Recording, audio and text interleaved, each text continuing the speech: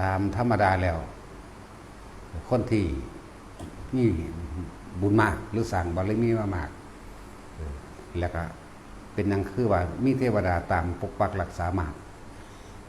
คำว่าเทวดาตามปกปักรักษามากก็คือสิ่งที่เขาเจ้าตอนที่เป็นมนุษย์ศาสตร์ใดพบใดก็ไม่รู้อะไรว่านี่ก็ชื่อว่าได้เคยผ้าพวกนั้นทำคุณงามความดีเคยผ้าท่านเคยผ้ารักษาศีลเคยผ้าไปภาวนาเคยผ้าขนขวายในทางบุญเคยแนะนำเขาจนเขาได้ไปเกิดไปเป็นเทวดาแต่ละสันหรือพรหมโลกสร้างพวกนั้นแหละสิย้อนกลับขึ้นมารักษาเขาเองพวกนั้นแหละที่เพิ่นมาเว้าร่วมไว้ว่าบุญเป็นที่พึ่งของสรรพสัตว์แต่ว่าเขาเจ้าบ่อธิบายขยายความแบบนี้ซื่อๆเขาเจ้าว่าสั้นที่เขาต้องอธิบายขยายความนะคือพวกที่เคยพาทำบุญทำทานทำต่างๆนานาสารพัดแล้วเขาได้เกิดภพภูมิที่ดีเขาก็จื้อเขาได้คือเมื่อวานนี่เด้เข้าใจบ่ล่ะสวรรค์กับสร้างเขาก็จำได้อันนี้เป็นบุคคลที่เฮาเคารพนับถือเป็นบุคคลที่พาเฮาสร้างคุณงามความดีนี้เฮาเลยได้ไปเกิดสวรรค์สันนี้1 2 3 4 5 6พรหมโลกสันนี้ไล่เข้าไปจนฮอดสุทธวาสคุณไล่ไปฮอดสุทธวาสเป็นอนาคามีแล้วเขาก็เห็นเฮาเขาลงมาได้คือกันจักบ่หางบ่แม่นมาเกิดเด้มารักษาหรือว่ามาบอกหรือว่าได้อันนึงที่ปกป้องมันเองแล้วจึงบอกว่า18 ล้านโกฏพุ่นบ่ซั่นสิว่าบอกแต่เฮาพาเห็นมานี่มันเท่าใดแล้วนะเหมือนกันกับพวกเฮาทั้งหลายเดี๋ยวนี้สุว่าพอท่านได้ถึงนิพพานแต่ละคนไปตกข้างพรหมโลกสัน1สัน2สัน3ก็แล้วแต่พวกนี้ตกข้างน้ำเทวดาบางพวกก็ไปตกข้างคือพุ่มเทวดาหรือลุกขะเทวดามันสิชื่อได้คนผู้นี้ไปนี่เอ้าผู้นี้ได้มั้ยนี่อาจารย์กูได้นี่หัวหน้ากูได้นี่ผู้พากูเฮ็ดบุญเฮ็ดทานกูจังได๋มีมื้อนี้จักบ่ล่ะนั่นแหละไปทางใดก็เลยปลอดภัยคือเฮาพวกเดียวนี้แหละบ่แม่นว่าเขาไปเรียกร้องให้มาเด้คนเฮาที่เคารพนับถือกันเพราะว่าหยังเพราะว่าความดีความจริงใจความบริสุทธิ์ใจในการซอยเหลือในการแบ่งปันในการแนะนำในการพากระทำโดยที่สุดก็คือไม่หวังสิ่งใดตอบแทนจากบุคคลที่เฮาซอยเหลือแบ่งปันพาให้ทานรักษาศีลคือคนมาบวชนี่แหละมาแบบใดก็ช่างให้บวชเบิดให้โอกาสเข้าใจบ่ล่ะแต่ว่าคนผู้นั้นสิให้โอกาสตัวเองบ่ถือว่าผู้นั้นบวชไปจนตายบ่ถึงที่สุดไปตกข้างสวรรค์ดาวดึงส์มั่งดุสิตมั่งนิมมามั่งหลังจากตายไปเลยมันไปนึกถึงคุณงามความดีบนพระเหตุที่ตัวเองเหตุไว้นั่นแหละว่าตายขาดตายไปเกิดอยู่ในสวรรค์สันนั้นสมบัติทิพยสมบัติทั้งหลายแล้วนี่เฮาได้มาแบบใดเนาะเนี่ยนี่คิดถึงเด้เพราะว่าได้สวดมนต์ได้ภาวนาอาจารย์ให้กูบวชอาจารย์พากูฝึกหัดปฏิบัติธรรมอาจารย์พากูส่งชาติเจริญชาติอาจารย์พาสอนกูแบบนี้จีคิดถึงเข้าใจว่าล่ะมันเป็นเมื่อวานของเขาแม้นว่า100,000 ปีแล้วก็สั่งเป็นเมื่อวานของเขาคือเขายังคิดถึงเฮานี่แหละการปกปักรักษาของหมู่เทพเทวดาอินพรหมทั้งหลายเป็นอย่างเขาคือปกปักรักษาบุคคลผู้จังสันเพราะบุคคลผู้สันเป็นคนที่ผ้าค้นสร้างคุณงามความดีผ้าค้นสร้างก็ได้ตอนเป็นคนนี่เด้อย่างว่าล่ะพระเหตุไว้อีว่าเหมือนพระศรีวลีศาสตร์นี่เกิดมาเป็นสามเณรศรีวลีนิดหน่อยบรรลุอรหันต์นะสิไปเยี่ยมพระโคติกะตายอยู่หน้าถ้ำพระพุทธเจ้าถามอานนท์ถ้าเฮาเดินทางที่มันสะดวกสบายแล้วก็ไกลประมาณใดพระอานนท์บอกว่า60 โยชน์พระเจ้าค่ะไกลโพดถ้าไปทางลัดข้ามภูข้ามผาข้ามเขาได้บ่มีพระเจ้าค่ะไกลปานใด10 โยชน์พระเจ้าค่ะศรีวลีมาบ่เพิ่นถามศรีวลีมาอยู่พระเจ้าค่ะอยู่ตั้งหลังเฮาสิได้อาหารการอยู่แต่หนทางการเดินทางในความสะดวกสบายเพราะว่าศรีวลี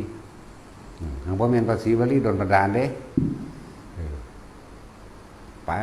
เรื่อยตลอด1โยชน์จังว่าคือ16 กิโลเป็นว่าล่ะตลอด16 กิโลแล้วหนทางนี่ก็แปลนดีย่างง่ายสบายสะดวกเบิดบ่มีขวากบ่มีน้ำบ่มีหินบ่มีหลุมมันเป็นทางโล่งๆเตียนๆพอถึง16 กิโลปุ๊บมีรถกระท่อมต่างๆที่ได้พักได้ผ่อนนั่นน่ะมีรถอาหารการอยู่การกินหรือน้ำในอำนวยความสะดวกทุกอย่างภูมิเทวดาลุกขะเทวดาและตลอดทั้งอากาศเทวดาลงมาดลบันดาลไว้อย่างนั้นนั่นแหละเป็นทั้งสั้น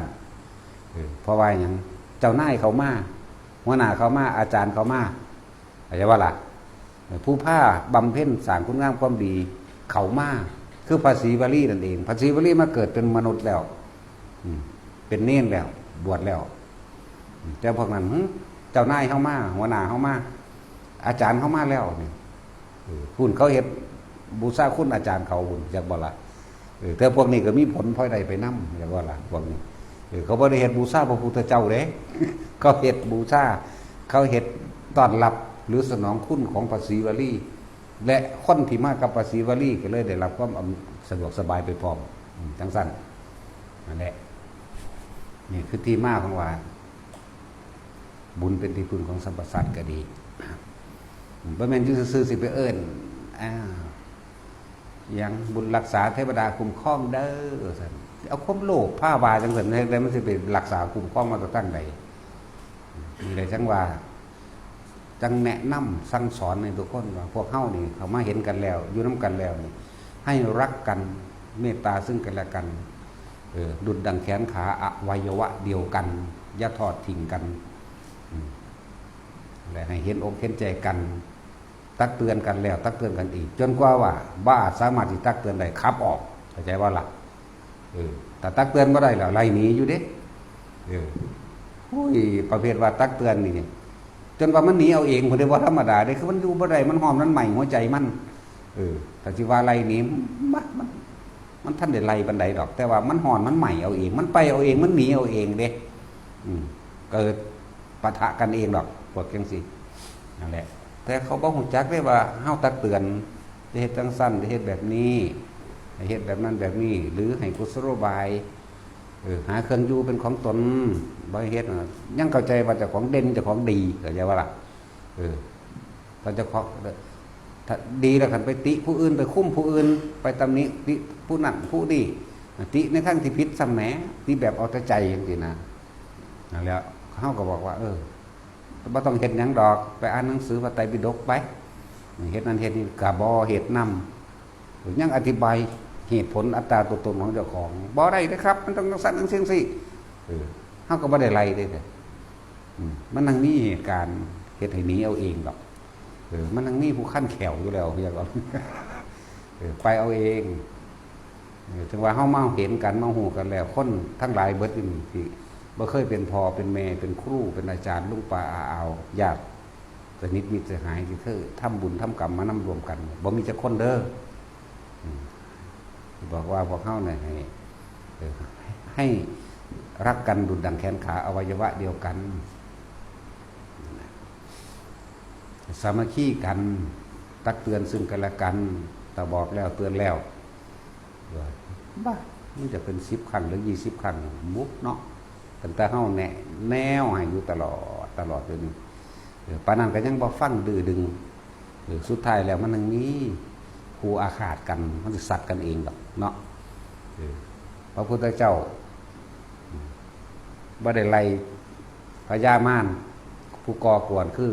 พญาปารณิมมิตวสวัตตีมารพุทธเจ้าบ่เคยทำลายอย่างนี้เห็นบ่เฮ็ดจังได๋ก็สู้เพิ่นบ่ได้เพิ่นก็บ่ว่าอีหยัง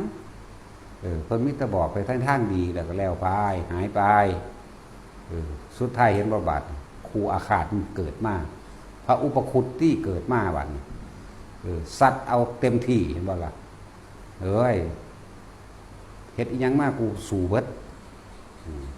พระอุปคุตมาทำลายงานฉลองเจดีย์ของพระเจ้าอโศกเฮ็ดเป็นฝนไฟมาเพิ่นก็เฮ็ดลมพัดหนีไปสู่จักรวาลใหม่เสื่อมสลายไปเรื่อยเฮ็ดเป็นหอกดาบแล้วแหลมปืนไฟเฮ็ดหยังมาเพิ่นก็สู้ไปเบิดเฮ็ดเป็นพญานาคเป่าไฟมาเพิ่นก็เฮ็ด เพิ่นก็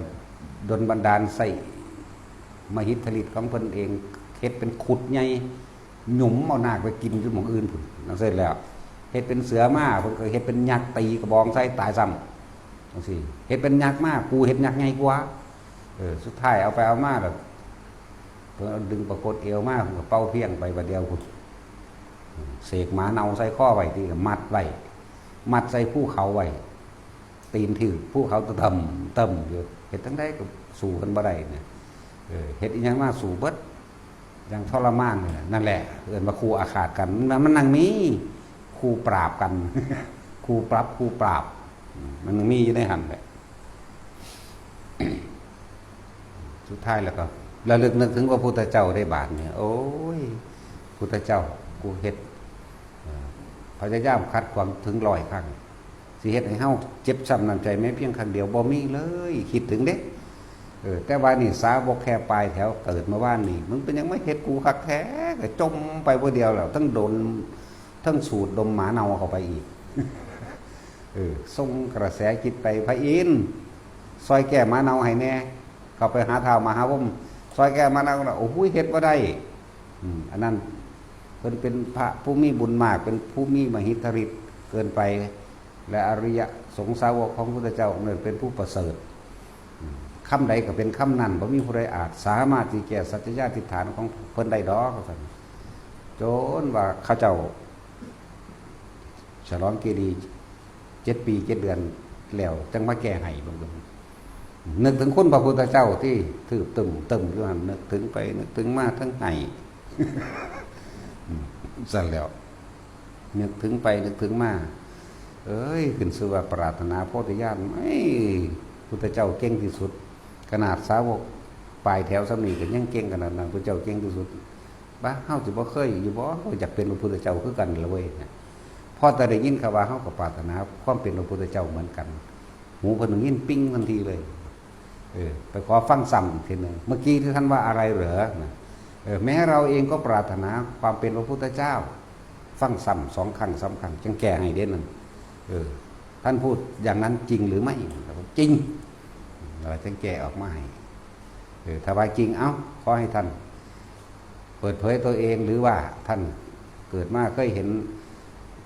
รูปร่างกายพระเจ้าเป็นแบบใดให้ท่านแสดงให้ได้บ่คือแสดงร่างกายรูปร่างกายพระเจ้าเป็นแบบนั้นเป็นตลอดทั้งภาษาวกเด้อไปเฮ็ดให้แต่ว่าสัญญากันก่อนนี่ปราบพยศลงเห็นมันถ้าผู้ข่าแสดงเป็นรูปของพระพุทธเจ้าได้ท่านน่ะอย่ามาไหว้ผู้ข่าเด้อซั่นเห็นบ่ล่ะเอาก็ท่านก็เตรียมตัวฝึกเตรียมตัวเกิดกายเป็นพุทธเจ้าย่างออกมาทำอยู่ในระหว่างเป็นหัวหน้าหมู่ของสาวก500คือว่าทางนี้ก็หลงลืมสติคือกันจักว่าล่ะว่าสิบ่ไหว้ก็ไหว้ทั่วเป็นพระพุทธเจ้ามาสักครู่นึงเปลี่ยนปึ๊บตัวทันทีเห็นบ่ล่ะเอาคือสัญญากันแล้วว่าสิบ่ไหว้พวกข้าคอยบ่ได้ไหว้เจ้านั่นปัญญามันเกินกันเด้คอยไหว้พระพุทธรูปจักว่ารูปเหมือนพระพุทธเจ้าแหละนั่นแหละคอยไหว้พระพุทธรูปมันคิดไปกับแม่นได้เนาะกูแปลงเป็นพระพุทธเจ้าได้เขาจังไหว้กูซั่นแต่กูเป็นกูอยู่กูก็เขาก็บ่ไหว้กูเขาก็ผูกข้อกูใส่หมาเน่าซ้ำแน่ปัญญามันแพ้กันมันมีอยู่เพราะเรื่องครูปรับนี่แหละครูปรับมันมีอยู่ครูปรับครูขากันได้เลยพวกนี้เขาเคยขากันตายมั้งแล้วได้นั่นพอแห้งเด้หลายอย่างที่พวกเขาต้องเรียนรู้